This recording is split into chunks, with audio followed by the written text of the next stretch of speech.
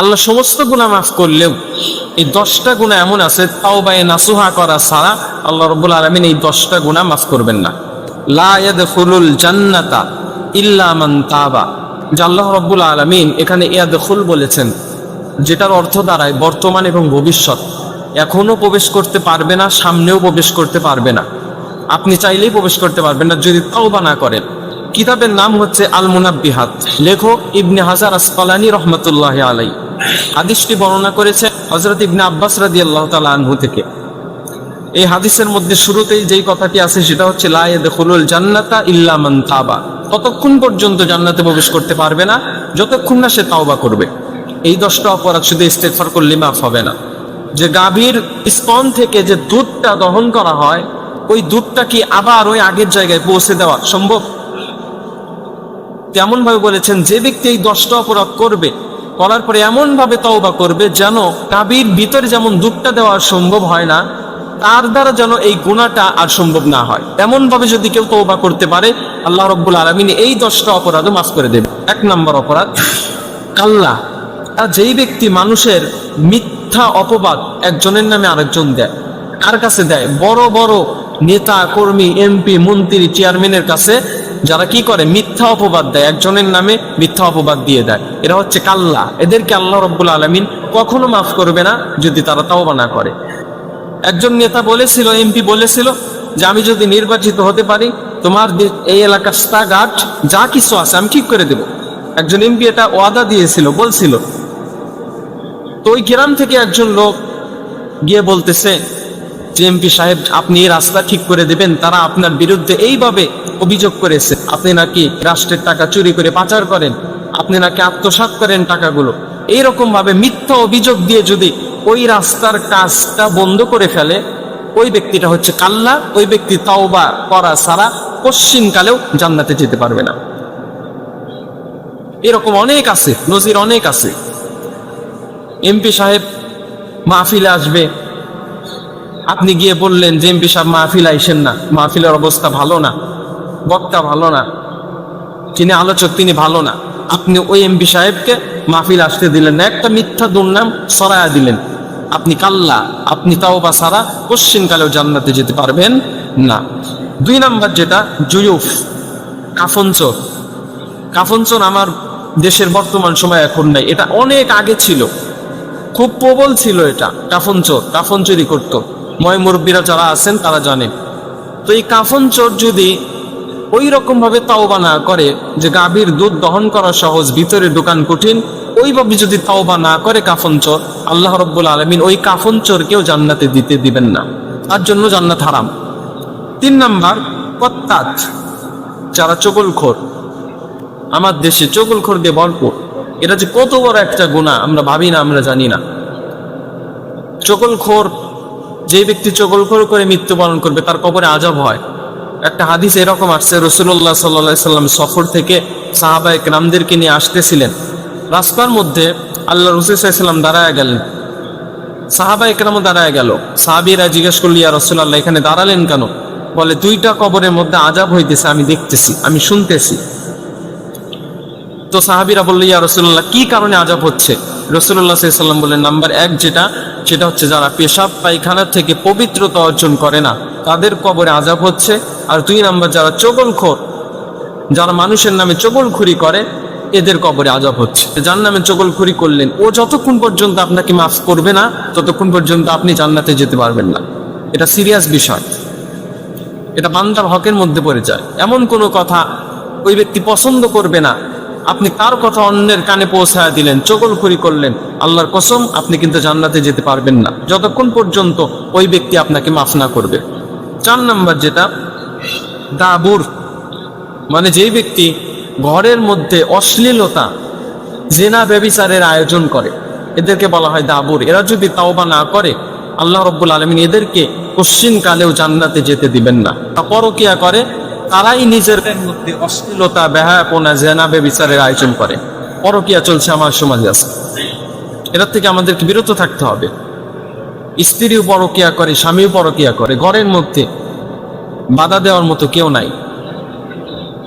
স্বামী থাকে বিদেশে, টাকা পাঠায়, আর স্ত্রী দেশে থেকে একজন পুরুষের সাথে পরকিয়া করে, জেনা ব্যভিচারের মধ্যে লিপ্ত হয়, নাউজুবিল্লাহ, ওই স্ত্রী যদি করে, স্বামী যদি মাফ না করে, জান্নাতে যেতে পারবে না। আর স্বামী যদি করে, স্ত্রী যদি মাফ না করে, ওই স্বামীও কিন্তু জান্নাতে যেতে পারবে না। এটা 4 নম্বর বললাম। 5 নম্বর যেটা, দাইয়ুস। দাইয়ুসের ব্যাপারে আল্লাহ রাসূল সাল্লাল্লাহু আলাইহি ওয়াসাল্লাম বলেছেন, আদ-দাইয়ুস লা ইয়াদখুলুল জান্নাহ। দাইয়ুসের ব্যাপারে বিশেষ করে বলেছেন যে দাইয়ুস কখনো জান্নাতে প্রবেশ করতে পারবে না। এখানে ওই একই শব্দ, লা ইয়াদখুল, প্রবেশ এখনো করছে না, সামনেও করবে না। দাইয়ুস জান্নাতে যেতে পারবে না। দাইয়ুস কারা? আমরা যদি নিজেদের দিকে তাকাই, অনেক মানুষ দাইয়ুস বের হবে এখান থেকে। এখানে অনেক মানুষ দাইয়ুস আপনারা বসে আছে, খবর নাই, হিসাব নাই। আপনার মেয়ে রাস্তাঘাটে চলাফেরা করে, পর্দা নাই, আপনি বাবা কিচ্ছু বললেন না, আপনি দাইয়ুস। আপনার বোন রাস্তাঘাটে চলাফেরা করে, কোনো পর্দা নাই, আপনি কিছু বললেন না ভাই হয়ে, আপনি দাইয়ুস। আপনার স্ত্রী বোরকা ছাড়া, পর্দার ব্যবস্থা ছাড়া মার্কেটে চলাফেরা করে, আপনি স্বামী হয়ে কিচ্ছু বললেন না, আপনি দাইয়ুস। আপনি দাইয়ুস। প্রত্যেকটা বাড়িতেই এরকম আছে। আপনি দিনদার ইমানদার মানুষ, 5 ওয়াক্ত নামাজ পড়েন, আপনার মেয়ে পর্দা করে না, এটা কেমন কথা? জান্নাতে যাওয়া কিন্তু অতই সহজ না। আপনি সব কাজ একেবারে করে ফেললেন, আপনার পরিবারে কেউ করলো না, আপনি জান্নাতে যেতে পারবেন, অত সহজ না। আপনার মেয়ে স্কুলে যায়, কোনো পর্দার ব্যবস্থা নাই, ভার্সিটিতে যায়, কোনো পর্দার ব্যবস্থা নাই। আপনার স্ত্রী মার্কেটে যায়, আপনি পুরুষ মানুষের স্ত্রীকে মার্কেটে পাঠান কেন? কেন পাঠান? আপনি দাদা, আপনার নাতি পর্দা করে না, কিছু বলেন না। আপনি স্বামী, আপনার স্ত্রী পর্দা করে না, কিছু বলেন না। আপনি বাবা, আপনার সন্তান পর্দা করে না, আপনি কিছু বলেন না, আপনি দাইয়ুস। আপনি 5 ওয়াক্ত নামাজ পড়েন, আপনার ছেলে 5 ওয়াক্ত নামাজ পড়ে না, আল্লাহর বিরুদ্ধে চলে যায়, নবীর বিরুদ্ধে চলে যায়, ইসলামের বিরুদ্ধে চলে যায়, আপনি দাইয়ুস। আপনার মেয়েটা হিন্দি সিরিয়াল দেখে দেখে পোশাক পরে, আপনার মেয়েটা হিন্দি সিরিয়াল নায়িকাদেরকে দেখে দেখে মাথার চুল কাটে, আপনি দাইয়ুস, কিছু বলেন না, আপনি দাইয়ুস। মনে রাখবেন, এই অবস্থায় যদি আপনি মারা যান, আপনি জান্নাতে যেতে পারবেন না। আমি আপনাদেরকে বলি, যেই মেয়ে 18 বছরে প্রেম করতে পারে, পার্কে যা ঘুরতে পারে, ওই মেয়ে 18 বছর বয়সে বিবাহ করতে পারে। এজন্য আপনার মেয়েকে আপনি সামলান, আপনার ছেলেকে আপনি সামলান। শুধু আপনি ইসলামের পথে চলবেন, আপনার পরিবারের কেউ ইসলামের পথে চলবে না, আপনি জান্নাতে যেতে পারবেন না। এজন্যই কোরআনুল কারীমের মধ্যে আল্লাহ বলছেন, কু আনফুসাকুম ওয়া আহলিকুম নারা, নিজে জাহান্নামের আগুন থেকে বাঁচো, তোমার আহাল পরিবারদেরকেও জাহান্নামের আগুন থেকে বাঁচাও। এরপরে আসেন 6 নম্বর, খাম্মার। খাম্মার শব্দের অর্থ হচ্ছে যেই ব্যক্তি মদ পান করে, নেশাদার দ্রব্য যেই ব্যক্তি পান করে, ওই ব্যক্তি তাওবা ছাড়া জান্নাতে যেতে পারবে। তওবা করতে হবে। মদ অনেক ক্ষতিকর একটা জিনিস। আজকে বিজ্ঞান কি বলছে, যে মদ যদি কেউ হাত দিয়ে স্পর্শ করে, তার যৌবন চলে যায়। আর ওই মদ অহরহ পান করতেছে মানুষ, ইচ্ছা মতো মদ পান করছে, কেউ কিচ্ছু বলে না, কেউ শাসন করে না, ঘর থেকে কেউ শাসন করে না, সরকার কি বলবে?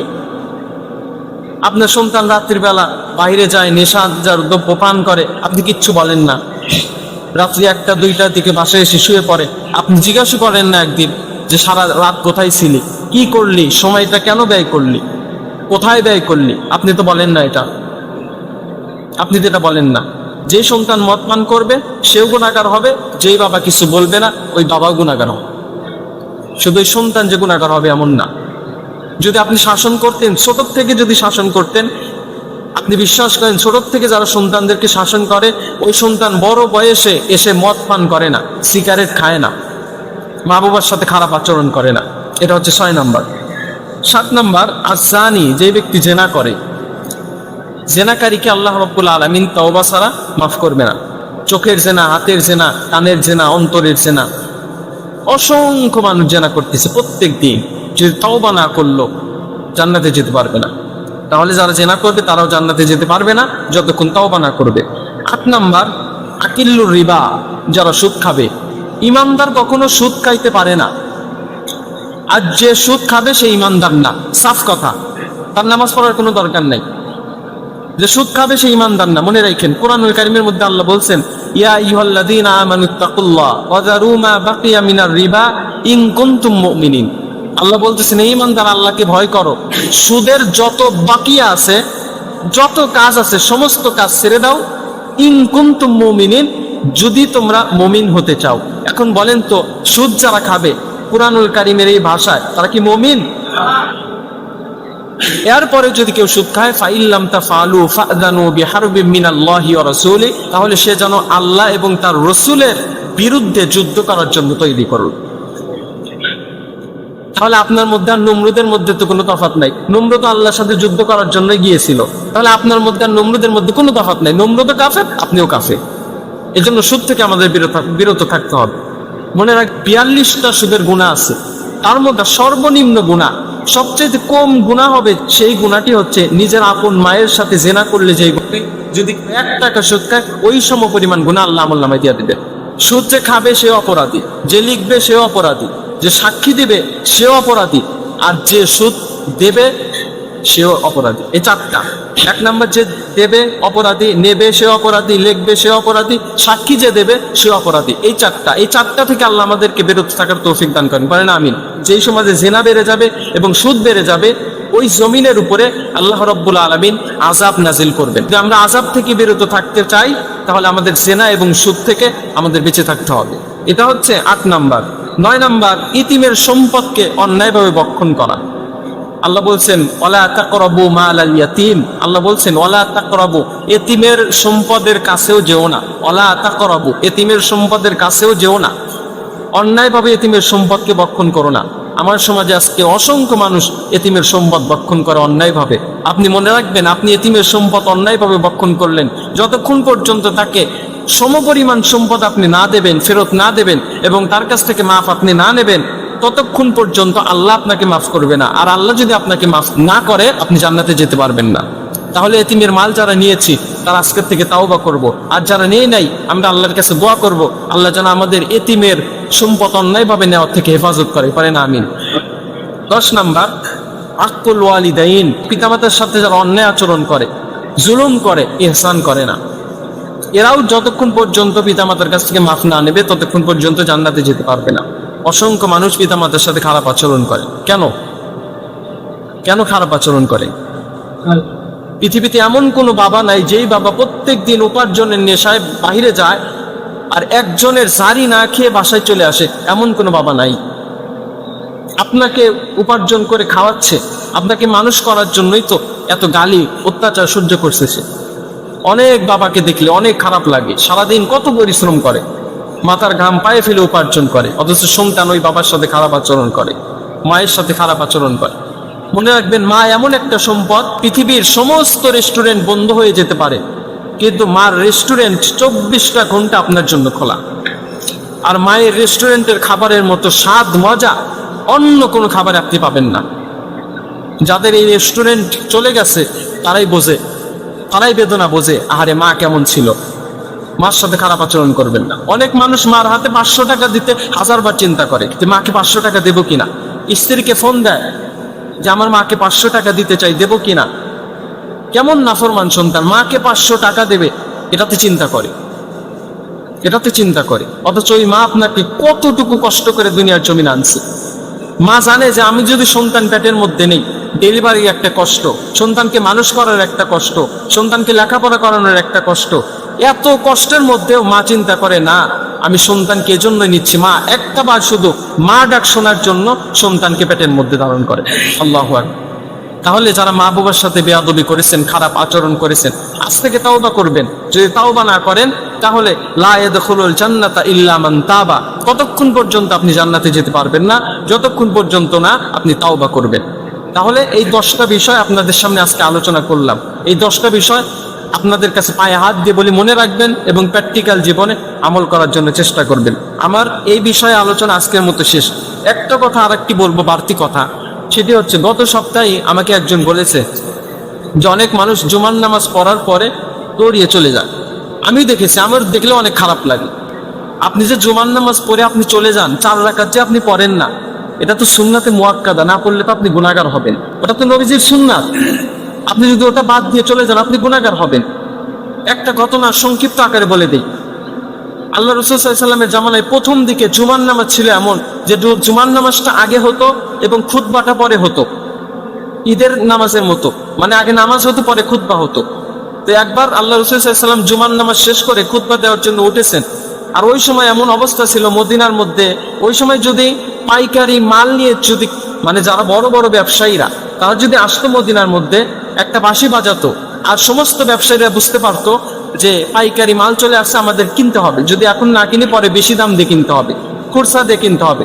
অতএব তারা পাইকারি কেনার জন্য ওই বাঁশির আওয়াজ শুনে চলে যাইতো, সরে যাইতো মদিনার মধ্যে। তো এক সময় খুতবা দেওয়ার সময় রাসূলুল্লাহ সাল্লাল্লাহু আলাইহি ওয়াসাল্লাম খুতবা দিচ্ছেন, ওই সময় বাঁশি বাজানো শুরু করছে ব্যবসায়ীরা এসে। তো কিছু সাহাবী না বুঝে উঠে গেছে, মানে খুতবা শুনে নাই, খুতবা না শুনে উঠে গেছে, মনে করছে নামাজ তো শেষই, খুতবা এখন না শুনলে কি হবে, আবার যদি এখন না যাই তাহলে এই মালটা সস্তা দামে পাবো না, এই জন্য চলে গেছে। ওই সময় আল্লাহ রাব্বুল আলামিন আয়াত নাজিল করে জানায় দিয়েছেন, ওয়া ইযা রাআউ তিজারাতান আও লাহওয়ান ইনফাদ্দু ইলাইহা ওয়া তারাকুকা কাইমা। তারা কি তামাশার দিকে ছুটে গেল আপনার খুতবা বাদ দিয়ে? এটা কি আসলেই তামাশা? ব্যবসা করা হালাল না হারাম বলেন তো? হালাল কাজের জন্য গেছে, কিন্তু খুতবা শোনে নাই। এই কারণে আল্লাহ এতটা রাগ করেছে যে ওই ব্যবসাকে ওই সময় তামাশা বলেছে, যে তারা কি তামাশার দিকে ছুটে গেল। অথচ কুল মা ইনদাল্লাহি খায়রুম মিনাল লাহবি ওয়া মিনাত তিজারা, তারা যদি আপনার খুতবা শুনতো, আমি তাদেরকে ওই ব্যবসার চাইতে এত বেশি কিছু দিতাম যেটা দুনিয়া এবং আসমান জমিনের চাইতে উত্তম হতো। এত বড় বিশাল ফজিলত তাদেরকে আমি দিয়া দিতাম, কিন্তু তারা আপনাকে উপেক্ষা করে উঠে গেল, আপনি তাদেরকে ডাক দেন। পরবর্তীতে রাসূলুল্লাহ সাল্লাল্লাহু আলাইহি ওয়াসাল্লাম খুতবা থামিয়ে তাদেরকে ডাক দিল, ডাক দিয়ে বুঝায় দিল ভালো করে যে খুতবার সময় ওঠা যাবে না, খুতবা মনোযোগ দিয়ে শুনতে হবে। এখন ওই ঘটনার সাথে যদি আমাদের বর্তমান সময়টা মিলান, যে ফরজ নামাজের পরে মানুষ যেরকম চলে যায়, ওই সময় তো ব্যবসার জন্য মানুষ চাইতো, কিন্তু এই সময় মানুষ কি করে? ব্যবসার জন্য যায় না, মানুষ ঘুমানোর জন্য চায়, আড্ডা দেওয়ার জন্য চায়, হারাম কাজের জন্য চায়। ওই রকম অবস্থা হয়েছে আপনাদের। তাহলে আপনার বের হওয়াটা এটা হচ্ছে একটা বোকামি, তামাশা, এজন্য আমরা বের হব না। আর আপনি বের হচ্ছেন, বের হওয়ার মানে কি জানেন? আপনি আল্লাহকে ব্যস্ত দেখাচ্ছেন, আল্লাহকে বলতেছেন আল্লাহ আমি ব্যস্ত, আই এম বিজি, আমি ব্যস্ত, আমি চলে যাচ্ছি। আপনি কোনো এমপির সামনে, নেতার সামনে, চেয়ারম্যানের সামনে বলতে পারবেন আই এম বিজি, আমি ব্যস্ত। আপনি এমপির সামনে বললেন না আমি ব্যস্ত, কিন্তু আপনি আল্লাহর সামনে বললেন আল্লাহ আমি ব্যস্ত। আপনাকে ব্যস্ত বানিয়েছে কি জানেন? আপনাকে ব্যস্ত বানিয়েছে মোবাইল, আপনাকে ব্যস্ত বানিয়েছে ফ্রি ফায়ার, আপনাকে ব্যস্ত বানিয়েছে পাবজি, আপনাকে ব্যস্ত বানিয়েছে সিগারেট, আপনাকে ব্যস্ত বানিয়েছে ঘুম, আপনাকে ব্যস্ত বানিয়েছে চায়ের আড্ডা, আপনাকে ব্যস্ত বানিয়েছে বন্ধুত্বের আড্ডা। আপনি সমস্ত কিছুকে প্রাধান্য দিয়ে আপনি আল্লাহকে না প্রাধান্য দিলেন, আল্লাহর কথা আপনি শুনলেন না, আপনি দুনিয়ার এই মোবাইলের জন্য, ফ্রি ফায়ারের জন্য, পাবজির জন্য আপনি দৌড়ায় চলে গেলেন, 4 রাকাত নামাজ আপনি পড়লেন না, আপনি গুনাহগার হবেন।